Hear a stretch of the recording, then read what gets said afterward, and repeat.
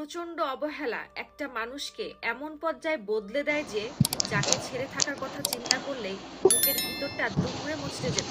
ভিতর থেকে রুহুটা বের হয়ে আসতো, তাকেও সেই মানুষটা নীরবে চলে যেতে দেয়। একজন নারী সেই পুরুষকে কখনোই ভয় পায় না যাকে সে ভালোবাসে, কিন্তু একটা পুরুষ শুধুমাত্র সেই নারীকেই ভয় পায় যাকে সে সবচেয়ে বেশি ভালোবাসে।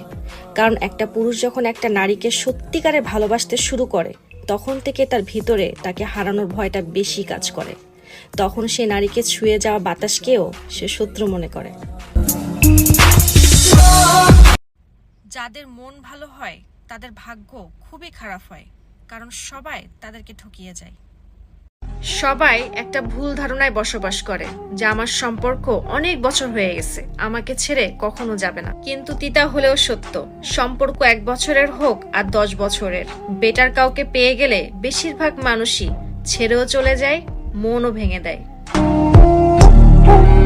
যে পুরুষ একজন নেকবান স্ত্রীর সাথে গাদ্দারি করে, কষ্ট দেয়, একটু কিছু হলেই মারধর করে, আঘাত দেয়, ধোঁকাবাজি করে আর নিজেকে দাবি করে আমি একজন বীর পুরুষ, সে আসলে বীর পুরুষ হতে পারে না, সে একজন কাপুরুষ। কারণ কাপুরুষ কখনো একটা মানুষকে ভালোবাসতে পারে না। আর বীর পুরুষ নিজে কষ্ট পায়, দুঃখ পায়, কিন্তু কখনো অন্য কাউকে দুঃখ কষ্ট দেয় না।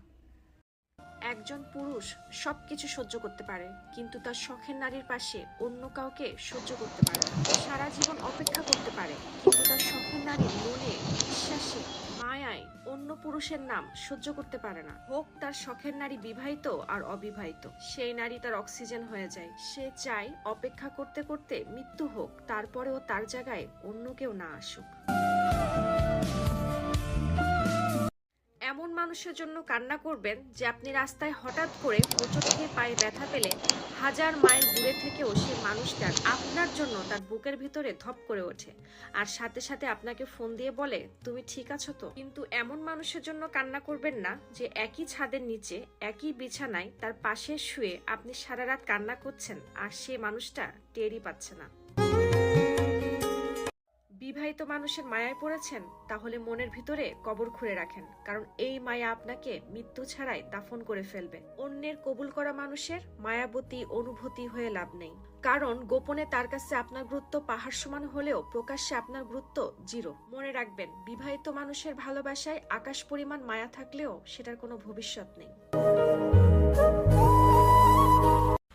আমার একটা কথা সারা জীবন মনে রাখবেন, আপনার হঠাৎ চুপ হয়ে যাওয়াতে যেই মানুষটার কোনো যায় আসে না, বিশ্বাস করেন আপনি মরে গেলেও সেই মানুষটার কোনো যায় আসবে না। কোনো কিছু না খেলে যেমন স্বাদ বোঝা যায় না, ঠিক তেমনি খারাপ সময় না আসলে মানুষ চেনা যায় না। জীবনে অল্প হলেও খারাপ পরিস্থিতি আসার প্রয়োজন আছে, না হলে জীবনের মানেও বোঝা যায় না, মানুষও চেনা যায় না।